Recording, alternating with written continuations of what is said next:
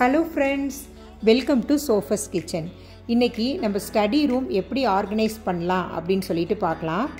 முன்னாடி இப்படி தான் இருக்குது, பார்த்துக்கங்க பிஃபோர் எப்படி இருக்குது அப்படின்னு சொல்லிட்டு.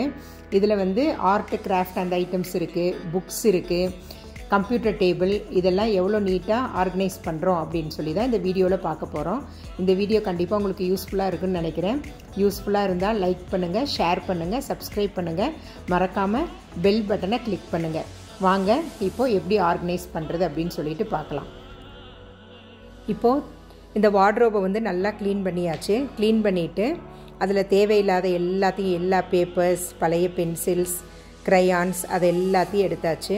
தேவையில்லாத எல்லா ஐட்டமையும் பக்கத்துலேயே ஒரு டஸ்ட்பின் வச்சு அதில் போட்டாச்சு. போட்டுட்டு இப்போ யூஸ் பண்ணுற அந்த ஐட்டம்ஸ் மாத்திரம் நீட்டாக ஆர்கனைஸ் பண்ணியிருக்கோம். பார்த்துட்டு இந்த வீடியோ எப்படி இருந்துச்சு அப்படின்னு சொல்லுங்கள். இது அரேஞ்ச் பண்ணுறது எப்படின்னா, அடிக்கடி யூஸ் பண்ணாத பொருளெல்லாம் வந்து மேல் ரேக்கில் வச்சாச்சு. யூஸ் பண்ணுற பொருள் வந்து ஃபஸ்ட்டு 2 ரேக்ஸில் வச்சுட்டு கீழே வந்து ரொம்ப ரேராக யூஸ் பண்ணுற அந்த மாதிரி திங்ஸ் எல்லாம் வச்சுருக்கு. அதே மாதிரி வந்து கம்ப்யூட்டர் டேபிளையும் வந்து நீட்டாக அரேஞ்ச் பண்ணியாச்சு.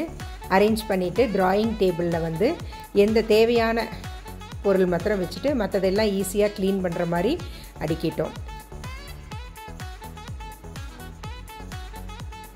இப்போ யூஸ் பண்ணாமல் இருக்கிற ஐட்டம் எல்லாம் ரொம்ப ரேராக எடுக்கிறதெல்லாம் மேலே வச்சுட்டேன்.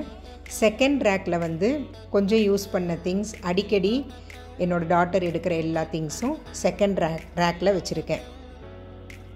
ஏன்னா வந்து அடிக்கடி அதை எடுக்கிறனால மெஸ்ஸி ஆச்சுன்னா கூட அதை ஒன்றை மாத்திரம் ஈஸியாக க்ளீன் பண்ணிக்கலாம். அடுத்தது அங்கே ஸ்டடி ரூமில் இருக்கிறதான ஷோகேஸ், அந்த புக்ஸ் எல்லாம் நீட்டாக அடுக்கியாச்சு. டஸ்ட்பினில் தேவையில்லாத எல்லாத்தையும் போட்டாச்சு. இப்போது சர்ச்சுக்கு யூஸ் பண்ணுறதான ஹிம் புக்ஸ், பைபிள்ஸ், இதெல்லாம் வந்து இந்த ரேக்கில் நீட்டாக அடுக்கி வச்சுருக்கு.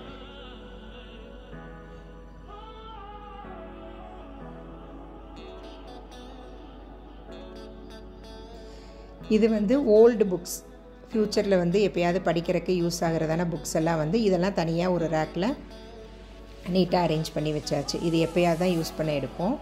இது print out sheets, print out எடுக்கிற A4 ஷீட்ஸ், அதெல்லாம் நீட்டாக அடுக்கியாச்சு. இதெல்லாம் வந்து யூஸ் பண்ணாத டைரிஸ், அதெல்லாம் நீட்டாக ஒரு ரேக்கில் வச்சாச்சு.